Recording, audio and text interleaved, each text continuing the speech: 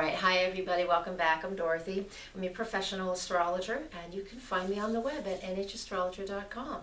And I'm having a special, and I would like you to, this is what it is, go to my website and sign up for my newsletter that goes out twice a month.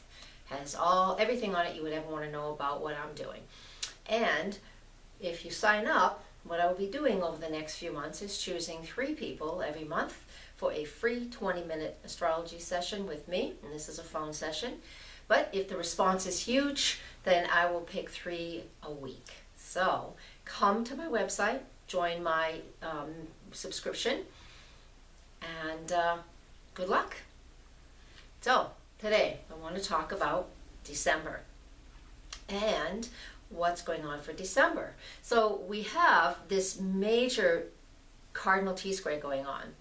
And so the beginning of this, I'm going to jump ahead a little bit, and then the next little piece will be more specific to each zodiac sign, okay? So just listen in. You won't even know I'm doing it. I'm just going to cut and paste. So I want you to know we have between December 4th and December 10th, and that's the intense period. We can feel it a little bit on either side. We have Mars in the sign of Libra. Mars in Libra can be passive-aggressive. Our actions, we're looking for our actions to be controlled and balanced, but they typically don't feel controlled and balanced. That's why we're looking for that to happen. All right? Then we also have Mars making a square aspect to Pluto right around the 8th and 9th of December. And when Mars squares Pluto, this is obsession and this is controlled power is what we would call it. But we're looking for action. Mars in Libra wants action. Pluto in Capricorn is looking for those deep-rooted changes, those deep-rooted transformational pieces. Now, I know we're in Sagittarius time of year, but it feels very Scorpio to me because we do have some Scorpio stuff still lingering. So this means that whatever was going on and whatever is, transforming and coming up and out of us, like this, deep volcano, things are coming up and out, we can really feel it rumbling right now. Allow this healing process to happen. Allow this process to erupt. Because on December 10th, Mars will be in an opposition to Uranus, and that is quick, sudden shifts and changes. All right, so that's what we have.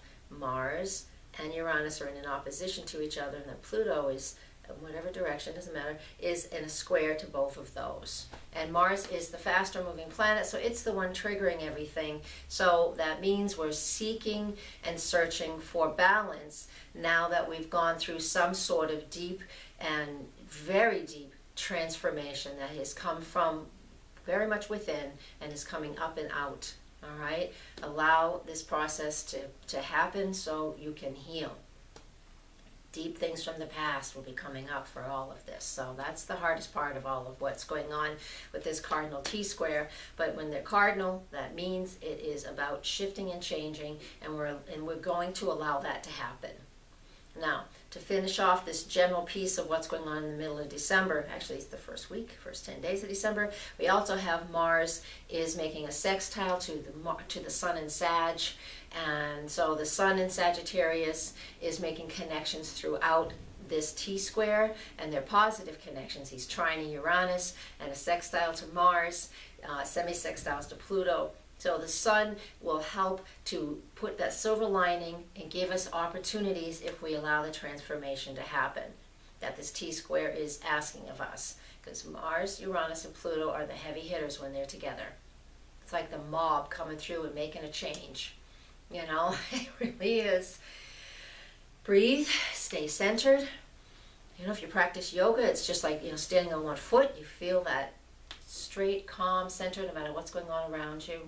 Allow these shifts to come up and out. All right, so on December 4th to December 30th, we also have Venus in the sign of Scorpio. So it moves in there on December 4th.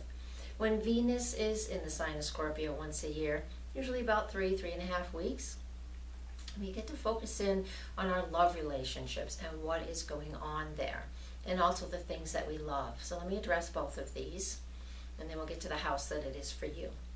So, love relationships, how we love, what we love. When it's in the sign of Scorpio, when Venus moves into Scorpio, she can become very obsessive and very passionate. That's a fun piece. Or jealous. Not so fun. We can feel there's something going on under the surface if we're not open and honest all the time. there is a period here where our relationships, our love relationship especially, is going through a deep transformation. There needs to be a look at what's going on behind the scenes, what's going on under the surface. And if you're feeling uneasy, excuse me, if you're feeling uneasy, then it's in a relationship, then it's time to address this, because transformation must happen. It will happen one way or another. It'd be good if you were to initiate it. Because if you're feeling obsessed or jealous or uneasy in a relationship, those are all based in fear. And we don't want that. That's not a healthy way to be in a relationship with anybody, especially ourselves. So work on that and go through that process in that internal check to see where your love relationship is, and then have the conversation if you need to. We have Mercury coming into Capricorn soon, and I'll get to that in a second, and that will help. But, so you can say also, well, I'm not in a love relationship, so how am I going to use this Venus in Scorpio? Well, the way you're going to use the Venus in Scorpio is through the things that you love, the things that mean stuff to you, you know, the things that you're passionate about. Usually it's how we create beauty, or the beauty we have around us, whether we love to decorate, we love to paint. My Taurus piece, I love to collect rocks. I got a ton of them over here. Someday I'll show you. You know, and so what do you do with that? You know, that Venus in Scorpio helps us to take our skills, our talents, and transform them into something else. So that, to me, it sounds like a hobby. So we take a hobby, something that we really love. Hobbies are things that we love to do. And if we choose at this point in time, we can actually take that and transform that into a stream of income. Because that's what that energy is all about. So take these energies and focus at it. And so it is in what house? Libra, it's in your second house. And that's where Venus naturally lives. So that means you've got a chart that's flipped. And what that really comes down to is you value, the things you value consistently go through a shift and a change. Because Scorpio naturally lives in that second house, and so that's what you're going to do. This isn't anything new to you. This is something that probably will feel pretty comfortable for you. So if you have Libra rising especially, that whole transformation and the intensity of relationships and what needs to shift and change there, and the looking at, and you know, just the love of how you want to create and what you want to create. It's very Scorpio-like for you already. And so you're just going to embody this like more than any of the other zodiac signs, because it's going on in your second house. Venus is accidentally dignified when it moves through its own house. All planets are accidentally dignified when they move through their own natural house, so that you have this great opportunity for the month of December. Besides everything else I've already told you about it, you have this opportunity to really amp this up a couple of degrees more than the rest of us. All right, moving on to December 9th. Mercury enters the sign of Capricorn, and that's in your solar fourth house. So when Mercury enters Capricorn, what we get with this energy is we have these feelings of, it's not even really feelings, but the way we communicate becomes a little more serious. We're focusing in on that person that's the wise person. If you have Capricorn down there, you've always respected your elders. And with Mercury moving through that sector now, there's just going to be a lot of communication going on at home and with those people that you're related to. You might be digging into your family history a little bit more, your genealogy, really, or communicating, or something's going on with the grandparents, you know, the elders of your family, the elders of your tribe. Pluto's already been moving through that sector for years, so there's been a lot of shifts and changes going on in the dynamic and the structure of your family anyways. Mercury will move through there in a matter of 3 weeks, it's just wanting you to talk about it, or things will come up in your head. Mercury will think about things just so you can work things through and get them out, whether it's through verbal communication or thinking things through or writing things down. All right, so focus on that. Actually, you don't have to focus on it because it's just going to happen naturally. Mercury isn't a big heavy hitter, but when it takes and works along with the outer planets like Pluto, it's going to help trigger Pluto, so you can bring up some more stuff that needs to come up. It's not a bad thing, it's just a thing. It's what happens to all of us, and somewhere in our charts. For you, it just happens to be in that fourth house of home and family and our ancestors. On December 21st, we of course have the winter solstice, and that's in Capricorn. And where is that going on in your chart? 1, 2, 3, let's see. Oh, I lost track of where that was going on in your chart. Your 4th house, there we go. Sorry. It's going on in your 4th house as well. And so the winter solstice down there, it just helps you to finalize and to really organize again the family and the ancestry and whatever has been kind of up in the air and changing. The sun will illuminate that sector for a while, so you're able to see clearly what belongs where in the structure and the foundation of your family. Yeah, that sounds serious, but you know, it's good to have a strong foundation, so it's not that serious. It just takes a little work.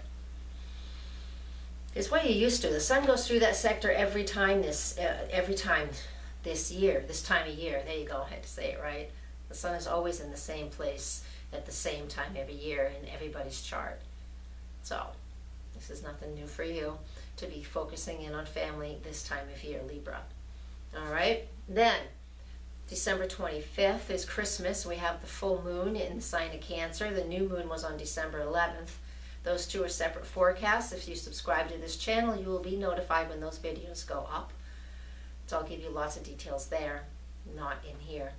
But that full moon is in your solar 10th house, so you know there's a lot going on for you as far as, you know, oh, your family or work, family, work, family, work. You're going to have that little push-pull, that dynamic going back and forth. You're not sure what's going to work.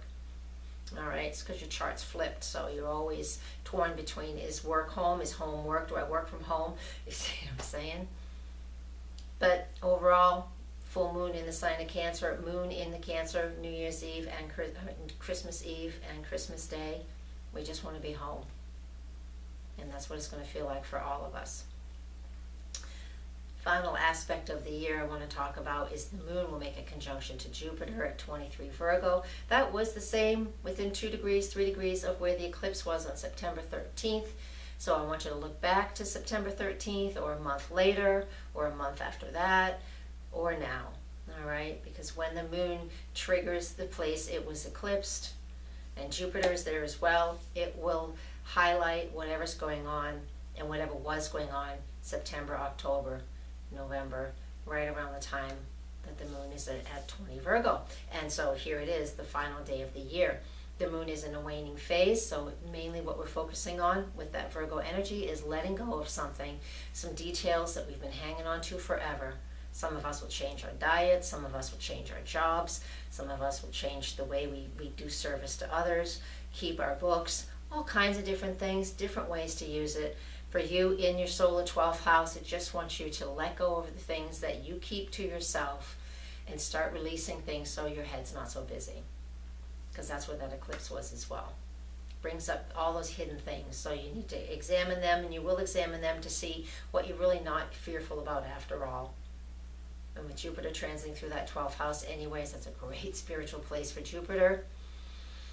It helps you to really feel at ease with life and at ease with your spirit and your soul. So release things, let them go with this moon conjunct Jupiter on the final day of the year. We do not need to set New Year's resolutions. The moon is waning. They're not going to stick. Wait until the new moon in January or your own birthday. All right? Don't do it because it says it's January 1st. I'm going to leave you with that.